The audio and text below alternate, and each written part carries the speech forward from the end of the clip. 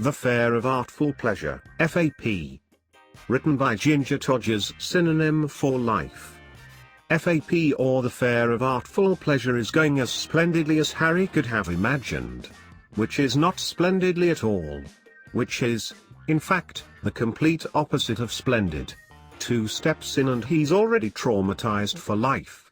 And yet, it still manages to go downhill from there. Malfoy is at the fair and he's making Harry lick lube from dildos in front of an audience. As if that wasn't terrible enough. Harry has feelings. Harry had always thought that none of the however many days in his life he had still to experience would have the same horror potential as the days spent fighting the Dark Lord. And yet, it looked like the worst day of his life award was about to get a new winner. Worst of all, his friends were to blame for his misery. Ron Weasley, formerly known as his best friend, having been declassed to a mere friend right when they stepped through the entrance of the hall, and Cormac McLaggen, ex-best friend's excitable boyfriend, were proving to be Voldemort's strongest competition in bringing misery into Harry's life. At least Voldemort had the decency to only fill his life with terror and pain, instead of with bone-crushing embarrassment that looked to be more Cormac's forte. Harry had been pressured into attending this. He hesitated calling it an event. He even hesitated calling it a fair, even though the word was in the official title. Fair of Artful Pleasure, or F.A.P., as the sign above the entrance hall declared proudly. The sign, the acronym notwithstanding, wouldn't have been quite as traumatizing if Harry hadn't noticed there were penises and vaginas painted inside the letters. Jumping penises and rolling vaginas. His face had flushed so hard he almost put Ron to shame, while Cormac loudly and excitedly proclaimed, "Ha! A cock and fanny fair." It looked like Ron, a zealous proponent of the fair mere hours ago, was starting to realize that he'd signed up for his biggest nightmare. After all, there was nothing Cormac did better than public embarrassment. Cormac McLaggen plus sex toys promised plenty of it. When they passed from the entrance hall into a hall full of stands, Harry's first thought was, maybe this won't be so bad. The stands by the door all looked rather innocent. Some displayed handcuffs, some had erotic massage oils made from magical herbs. Some sold sexy lingerie, witch or wizard. Our lace and frills improve your seduction skills. Harry could deal with that. Handcuffs and frills. Prefer the live ones, myself. The gentle voice caused Harry to leap about 10 feet in the air and 10 feet away from the bra he had been inspecting. A mermaid was standing, no, floating, beside him in what looked like a giant martini glass on wheels and wearing a. Are those real? Harry was horrified to hear himself ask, unable to tear his gaze away from the mermaid's chest. I mean they're the things. A helpless glance at Ron confirmed that Harry wasn't the only one thinking of breaking up their lifelong friendship. My stars? The mermaid asked, smiling down at the live starfish plastered to her chest. As Harry watched, one lifted a fin and gave him a cheery wave. Yes, they're real. If you fancy some yourself, there's a stall. She pointed out a table covered with scummy green tanks.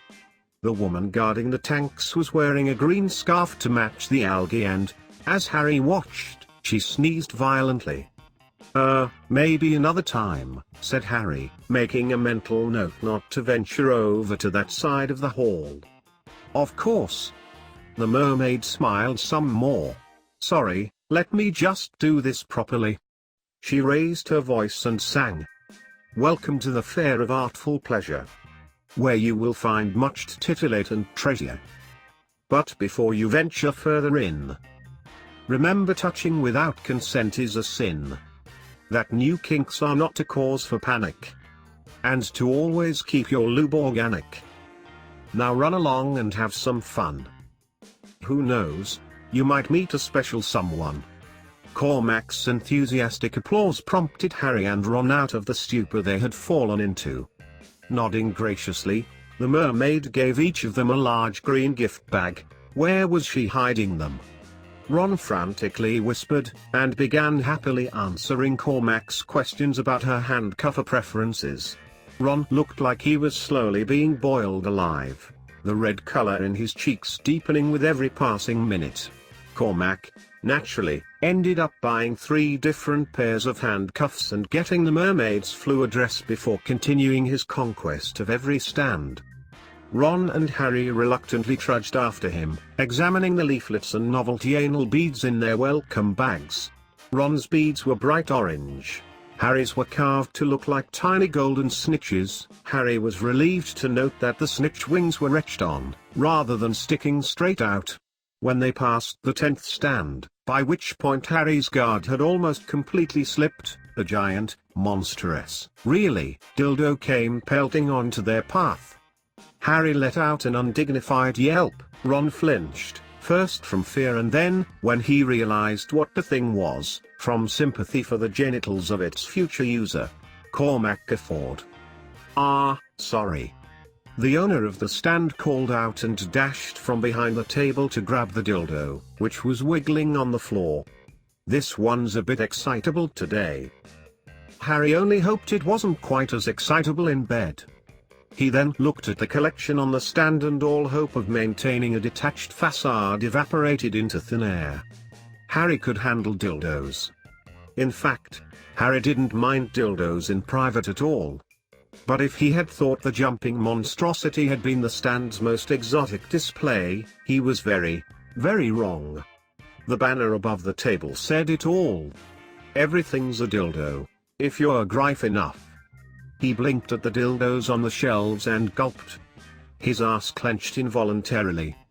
Even Cormac, who had been chattering without a pause ever since they entered, gaped in silence. Then he took a tentative step forward. Foreboding raced through Harry as he realized that Cormac's expression reminded him of how he, Harry, had felt when he first walked into the Great Hall at Hogwarts. "I'm just going to be over, somewhere else," he said, backing away from Ron, Cormac, and the 12-foot popping candy-encrusted dildo they were inspecting. Distracted, he bumped into someone hard. Ah! A young woman with bright red lipstick and sunglasses of the same shade regained her balance and looked at him accusingly. Well, he assumed she did. He couldn't really see her eyes. "I could avenue dropped Skroitsants." Her voice was definitely accusing. She was holding a big silver plate of croissants in one of her hands. She was also clearly not French. Or Bulgarian. Or whatever that accent was supposed to be. "Sorry. I didn't see you." Harry helped her balance the tray. "You in distress, love?" The faux Frenchie switched to a Bristol accent. It was distracting and Harry almost forgot that he was a bit distressed. I think my mate is going to let his boyfriend put that up his arse." He nodded to Cormac, Ron, and the towering, sugary dildo. "Gryphine doors." The woman shook her head, absent-mindedly handing Harry a croissant and taking one for herself. "Here. If you get vanilla you'll find love, if you get chocolate you'll die alone." Harry had already taken a bite and was frozen mid-chew, not another bloody prophecy, when he realized that his mouth was full of caramel. "What are these?" he asked. "Some sort of prophetic pastries?"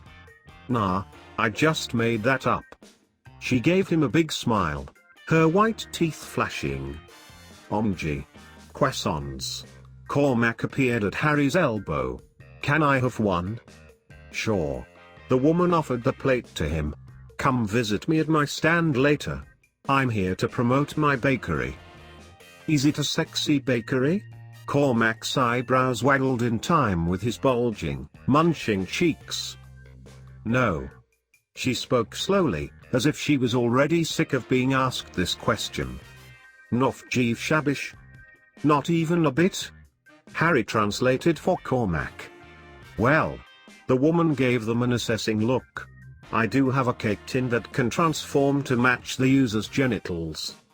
"Wicked." Cormac breathed as Harry recoiled. "Show me." The two of them disappeared into the crowd, leaving Harry with a half-chewed croissant and a terrible foreboding about what Ron's birthday celebrations would entail.